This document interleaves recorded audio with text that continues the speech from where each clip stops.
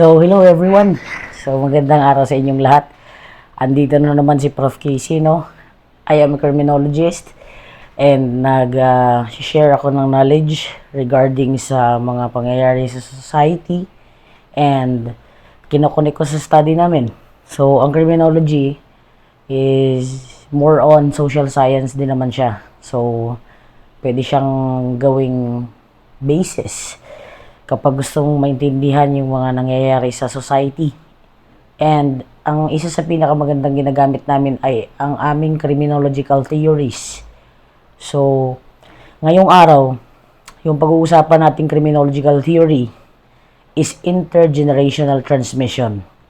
So, yung intergenerational transmission ang isang gagamitin natin to explain kung bakit merong crime na nangyayari. So, ang sabi dyan sa teoryang yan, ang crime, posibleng mamana. Ang difference nito kasi, sa laging inaaral namin, may mga pagkakataon na hindi na kami naniniwala na ang crime is namamana.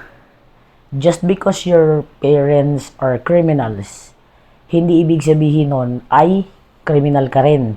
So, ganun na yung paniniwala namin, usual. Kaso, yung teoryang intergenerational transmission is pwedeng matransmit sa generation mo yung criminality or criminality ng parents mo. Pero yung sense is not genetics. Hindi po siya biological. So, walang kinalaman dito yung DNA mo, yung chromosomes mo, yung dugo mo, walang kinalaman dito. Usual, ang intergenerational transmission is nakafocus siya sa environment noong pinapalaki ka.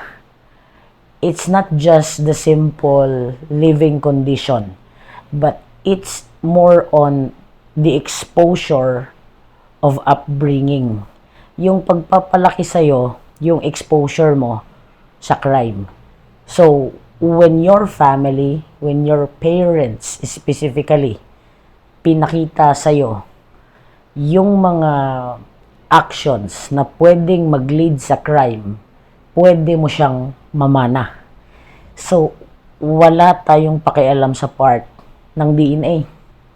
May pakialam tayo sa exposure mo from your family, your mom and your dad. So, pag may violence kang nakita coming from them, pwede yung matransmit sa'yo from observation. Ma-observe mo sa kanila, your father, binubugbog si nanay mo. So, maa-absorb mo yung violence. Possible yun. Although, pagdating ng araw, pag lumaki ka na, meron kang choice. Pero, usually kasi, mataas ang chance pag bata ka pa, na-absorb mo and nai-influensyahan ka talaga. So, posible na ma-adapt mo siya. So, ganun yung point ng intergenerational transmission from one generation to another. Napapasa po yung criminality.